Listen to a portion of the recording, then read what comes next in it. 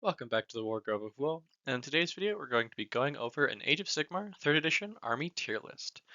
This tier list is updated as of March 2023. In this video, I'll be explaining and going over the general performances of all of the various armies in Age of Sigmar right now, going over what I think their strengths are, how I think they are performing in general, and kind of what the data is suggesting. This tier list is a very big shakeup compared to my last one, which was uploaded in December. The meta has shifted dramatically, and as such, there has been a lot of moving around, which I, for one, am kind of excited for. It's very fun to see armies that weren't so good before suddenly shoot up 3 or 4 tiers. It's a very nice change of pace. Um, Without further ado, let's get started.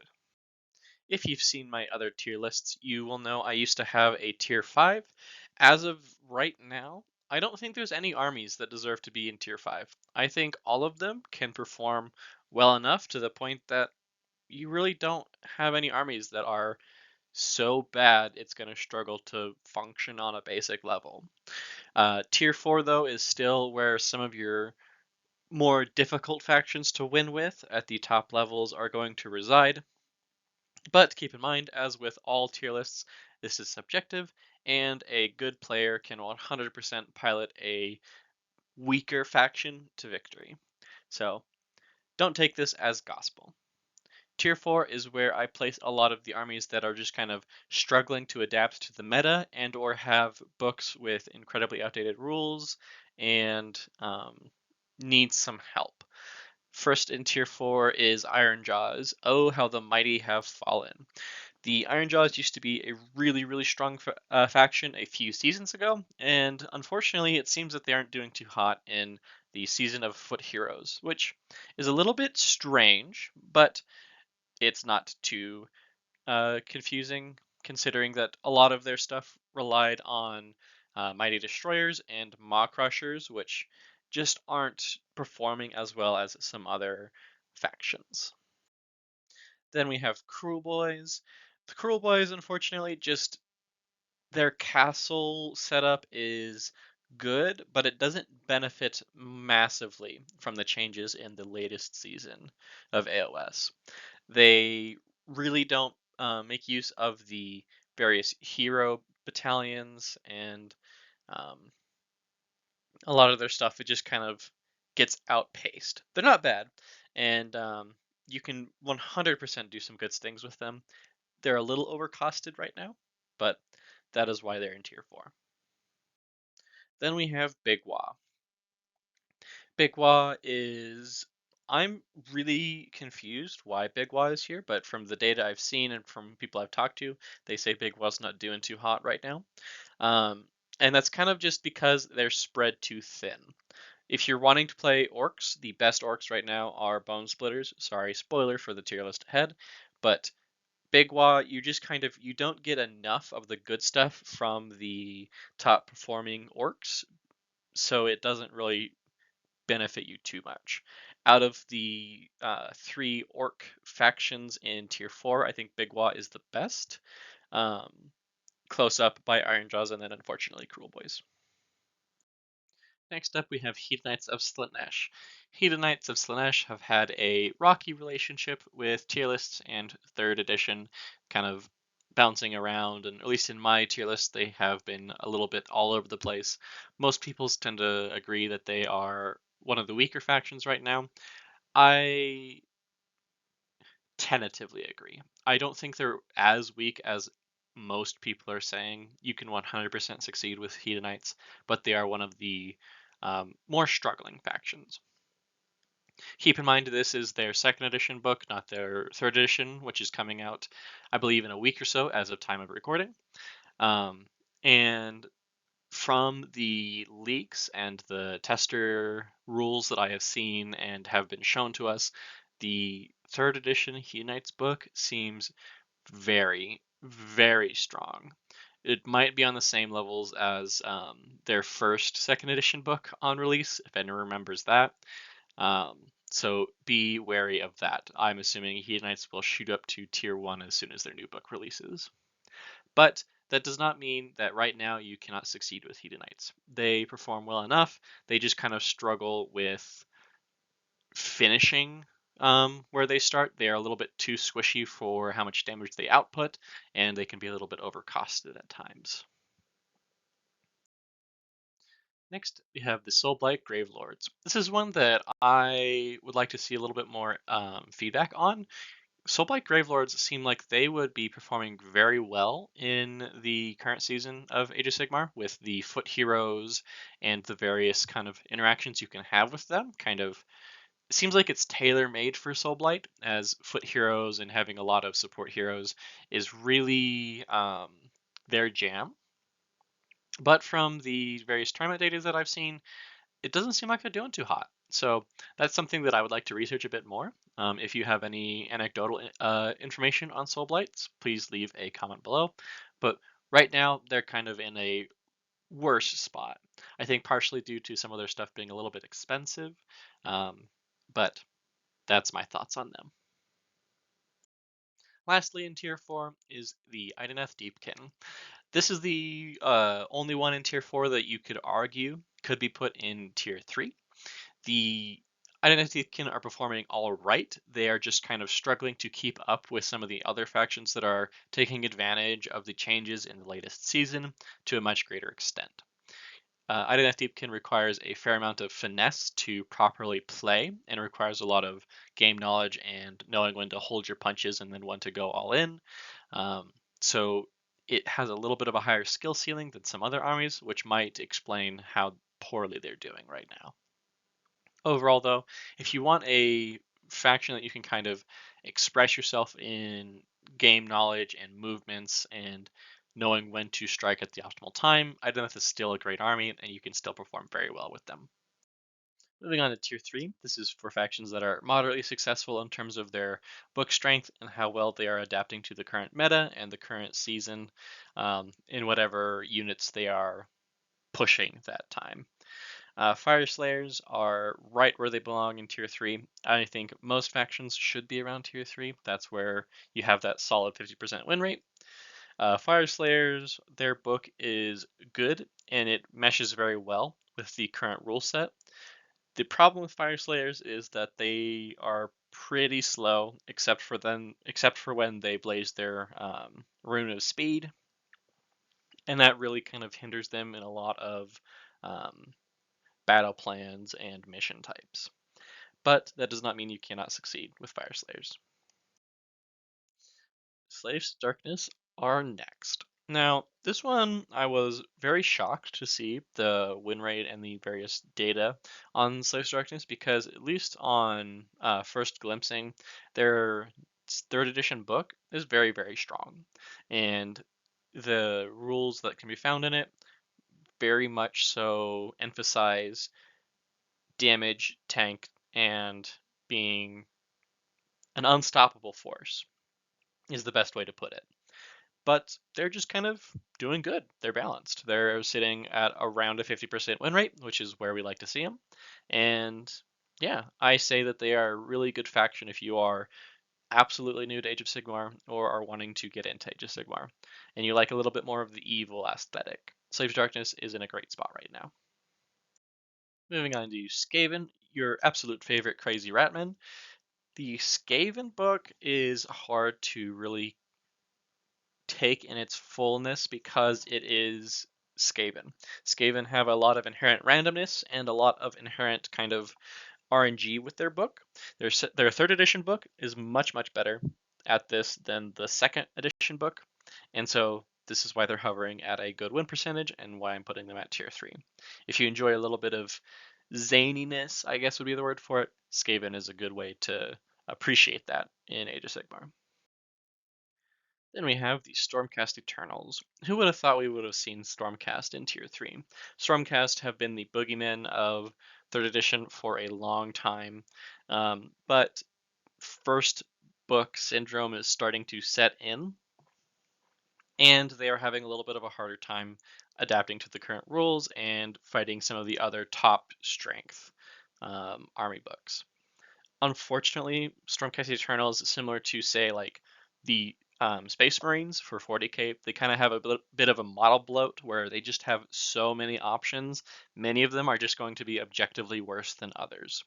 And after successive nerfs to their top units, the dragons and the fulminators and things like that, they have slipped to a tier 3.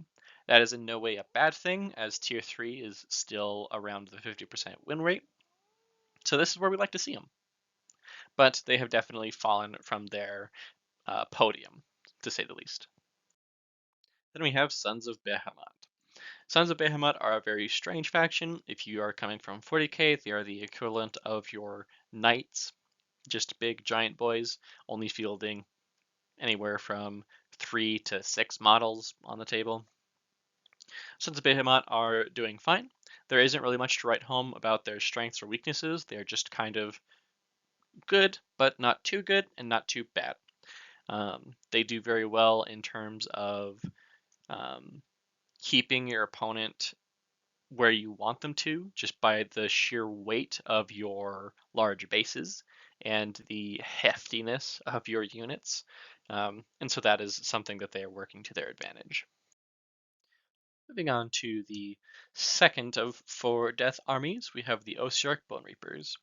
The Osiark Bone Reapers have had a tenuous relationship with 3rd edition, not really functioning very well for a long time, but after some White Dwarfs and FAQs, they're kind of in a good spot right now.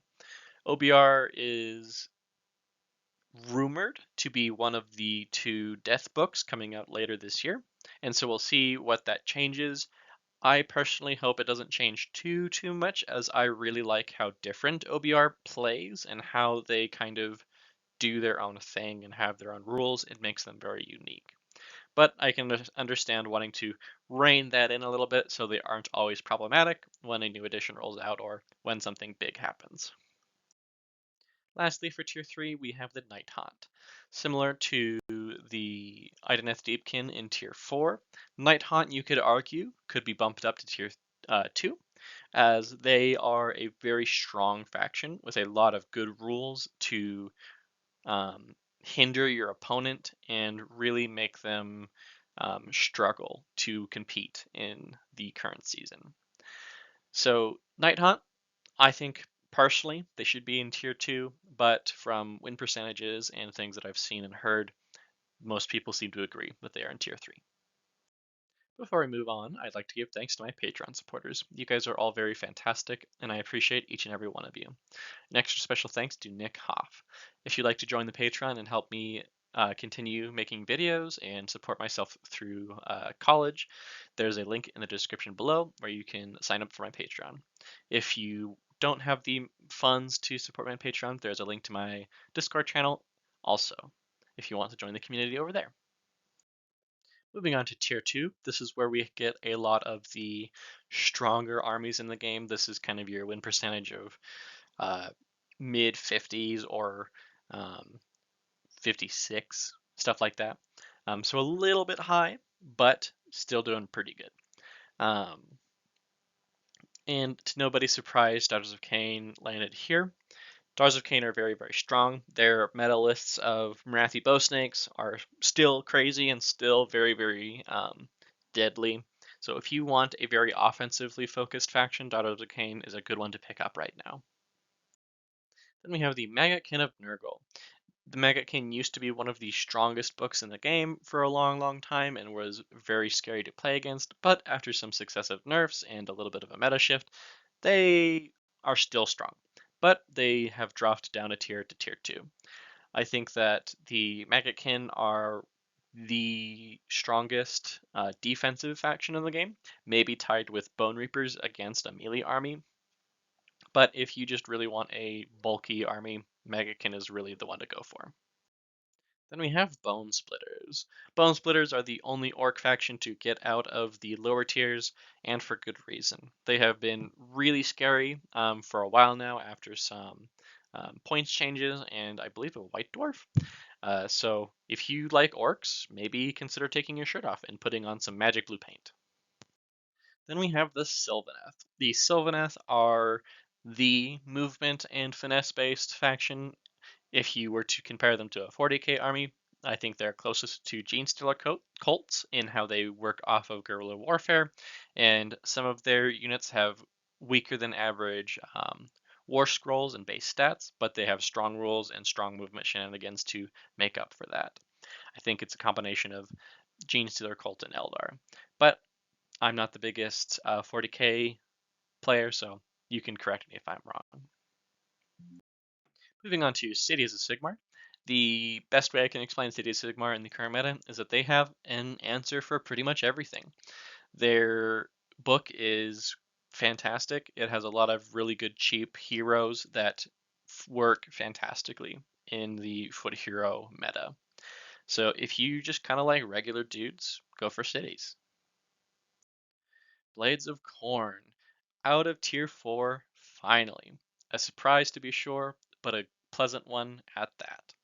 Blades of Corn have really shined in the foot heroes meta, as a lot of their buffs come from their foot heroes, and a lot of their power and force multiplication comes from the synergy you find between them. And Bloodthirsters are just big and scary and really cheap, honestly, still. Keep in mind, this is with their 2nd edition book. Their 3rd edition book has been shown off a little bit, and from what I've seen, it's only going to make them stronger. I think after the new book releases, I think they will be at the top of tier 2, maybe bottom of tier 1. We'll just have to see and kind of figure out where they land. Moving on to Caradron Overlords, good old balloon boys, your steampunked sky dwarves. Their new book has been really, really good for the Caradron. It seems like it's been mostly buffs, if not just cleaning up their book and making it a little bit more simple to use and easier to play against in terms of understanding what they do. The Caradron Overlords are thus a really good faction, and I think in a really good place right now. Another surprise. Alongside Blades of Corn, they have jumped 2 tiers from tier 4 all the way to tier 2.